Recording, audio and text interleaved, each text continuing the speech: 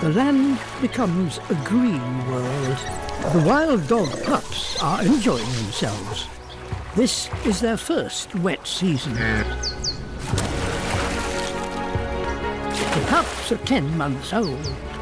They may look like grown-ups, but they don't behave that way. And Storm, their mother, must teach them how to hunt. But the clock is ticking. She is once again pregnant.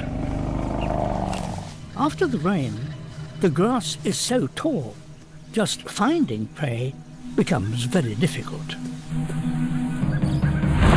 The hunt is on. The pups ought to keep up with their mother if they're to learn how it's done, but within minutes they're lost in the long grass. And the adults don't wait for stragglers. The pups are still lost.